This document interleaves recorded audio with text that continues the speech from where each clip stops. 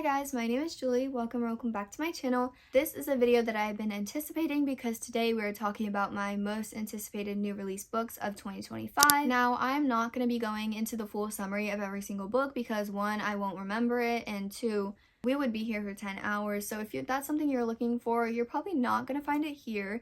But I will be covering like the basic bullet points of what I remember this book being about and why I want to read it. So without further ado, we're just going to get straight into it. The first book that I have on my list is A Language of Dragons by S.F. Williamson, coming out January 2nd. I am super excited for this because I am a dragon girly. I will read anything with dragons in it. I just love them so much. It's such an interesting addition to books sometimes. And I also love like academic centered books. I think this is a dark academia with like a lot of political intrigue, an enemies to lovers romance, and obviously dragons. I think it also takes place in London in like the 19 something. Don't quote me on that though, because I did read this synopsis when I put it on my list, but I don't remember it. So next book is Hungerstone by Katie Dan, coming out February 18th. This is a Carmilla retelling. That's all I know. That's all I know, really, to be honest. That's all I need to know. I will read anything that is a Carmilla retelling because I just love Carmilla and a retelling. So next we have Oathbound by Tracy Dion on March 4th. March is like a really good month. We're being fed this month. This is book 3 in the Legendborn series. I think there's like another name for it, but I don't remember it. If I'm being completely honest, I haven't finished Legendborn. I read about 90 pages like a couple of years ago and I ate it up, but I was like, okay, I want to wait for the rest of the books. I thought this was going to be a trilogy, like I thought this was going to be the last book, but I recently learned it's like going to be 4 books. This is not the final book, so I am just going to say screw it. You know what, I need to stop waiting to finish series.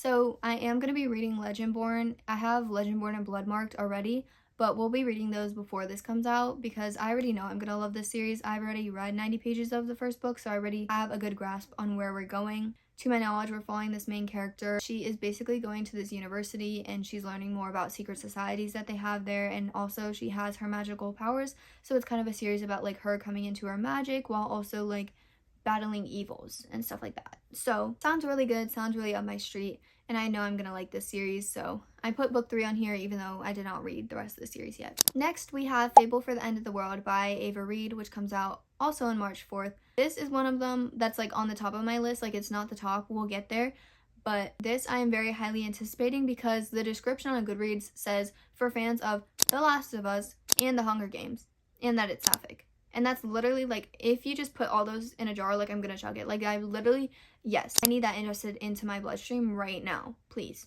That is just like so up my alley. Like The Hunger Games and The Last of Us, 2 of my favorite things. Like I literally just I need this book right now. I applied for the ARC.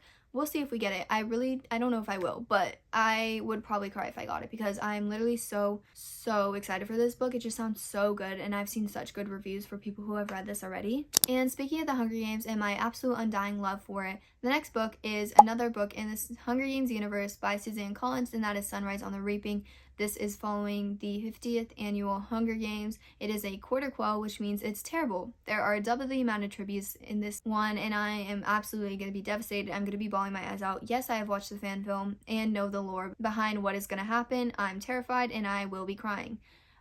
We are following Hamish's stories, and just being in Hamish's point of view is absolutely going to wreck me, and especially with what happens. Like, if you don't know, you're in for it. It's definitely heavy, as is like everything in the Hunger Games. Like it really just is sucky, yeah. But I haven't pre-ordered it because I want it like in my hands as soon as the stores open. Like I don't want to wait 2 days for it to get delivered because I don't know if it'll get to my apartment in time. I will be going at 8 a.m. whenever the Target opens near my apartment. I will be going and grabbing this book, and if I do not get my hands on it, I'm not going to class that day because I fear I need this ingested in my bones immediately. I need this book so bad. Moving on, because I will talk about that for literally 2 hours. The next book I have is Lovely, Dark, and Deep by Elisa A. Bonin. This is a sapphic dark academia. To my knowledge, I think it's like gothic vibes, and it takes place in this boarding school, and there's like this mystery going around because one of the girls goes missing, and a lot of people are blaming the main character for it. I really liked the summary when I read it, but I don't remember every single part of it. So I'm gonna read this because it sounds amazing. And the author, I already want to read some of her other books. I think she has a book out called Dauntless, which is Filipino inspired, and it's a sapphic fantasy, and this is a Filipino author, so like yeah, I'm gonna read it. The next book we have is a bit controversial, I'm not even gonna lie. It comes out April 8th, and that is Fearless by Lauren Roberts. And I wouldn't say I love this series. I didn't like Powerless. I felt like it dragged a bit, and like some of the stuff just felt so copied. I think I honestly, my Goodreads might say 4 stars for the first book, because it was like it's sitting around a 2 to a 3 stars for me until the ending, and the ending, I really liked the ending. The second book felt like a filler book to me. I didn't really like it. I feel like that's more geared towards like if you love romantasy, because there wasn't a plot really. Like there was a plot, but like it was basically them just flirting the entire time. So, but that being said, I do want to read the third book. I feel like I just want to see like where this series goes and how it concludes. So I'm gonna read it, and we're gonna stop talking about it. The next book we have is April 22nd, and that is Great Big Beautiful World by Emily Henry. Emily Henry, I've read all of her books. I really liked Funny Story, which is her most recent release, so I am very excited to see where this one goes. I'm not even gonna lie, I don't remember the summary, like what is gonna happen in this book, but it's Emily Henry, and she's kind of an auto-buy romance author for me, because I like romances that like feel not as rom-com-y. Like I feel like she still has like really good banter between her characters, but at the same time there's very real topics, and like the way that her characters act just feels so real, and I really like her writing.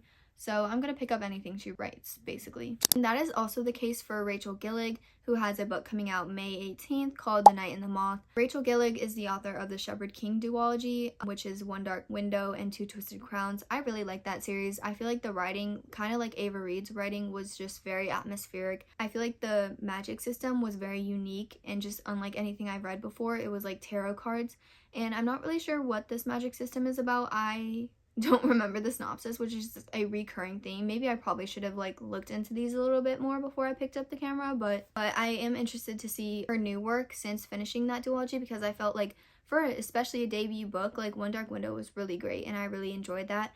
And so I feel like her atmosphere and her characters and just like the banter she has, I feel like I'm going to enjoy in this book as well. So I do want to pick this up as well. The next book we have is Backhanded Compliments. I didn't write down the author's name. I don't know what I was doing. I will put that on the screen. But this comes out June 10th. It is a kind of a sports romance. It's a tennis romance, and it is also sapphic, but there's like a fantastical twist to it because the main characters find out that they're soulmates. I'm very interested to see like where that goes. I feel like I don't really read many romances. I'm not sure if it's like magical realism or like fantasy, but I'm sure it's going to be like magical realism, but I don't really read that many romances with magical realism in it.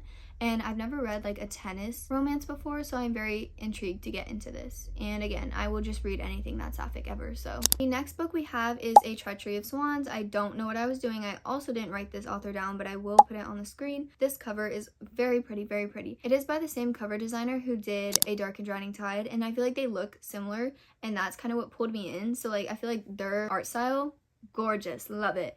This is a Black Swan retelling, and it's sapphic.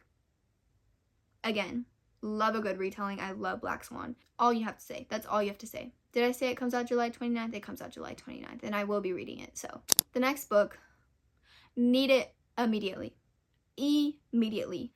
And that is Calabasas by R.F. Kuang, which comes out August 26th. I need this so bad. R.F. Kuang is my favorite author. I would read her grocery list, and I would pay to read it. So I'm very excited about this. I love everything she's ever written, and I know this is going to be the same. It sounds so good. I'm pretty sure it's like a dark academia with two academic rivals that are kind of like thrust into this escapade with each other whenever they have to go to hell to recover the soul of their professor in order to get a reference note and a reference letter from him, because he ended up dying in like a tragic magical accident, and there's like a lot of magical elements to this, and that's really, I mean, literally you don't even have to tell me that. Like, you just tell me it's R.F. Kuang and I'm gonna read it. Having bangs is so fun until you like actually have to have bangs, and then you're just like, wow, they just never want to do what I want them to do. Why are you curving today? They weren't like this 5 seconds ago. They also are due for a trim, but at the same time, I know this has nothing to do with the new releases, but I want to cut my bangs because I like the bangs straight across whenever they're shorter,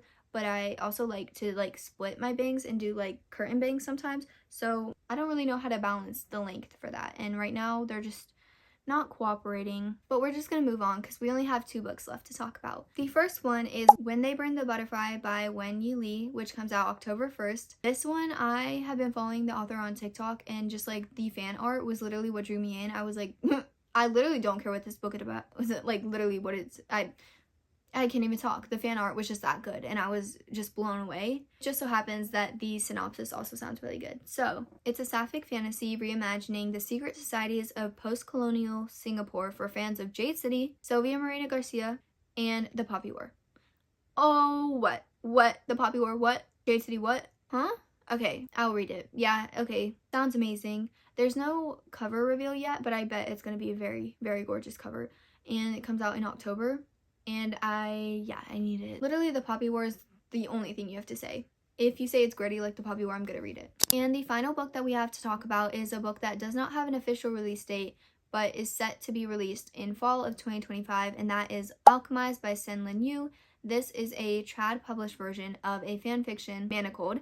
I feel like a lot of people already know what Manacled is. I have not read it. It is a Hermione fanfic, and I don't like Draco, so I'm not going to read it. But Alchemized is kind of like with a different world, and like different characters changed enough so that it's original enough to be traditionally published. So I do think I'm going to read Alchemized because the premise of Manacled seems interesting to me. I just don't like Draco, and I don't want to read about Draco and Hermione because no, not for me. Personally, if you like that, good for you. I mean, but me personally, I would not be reading that.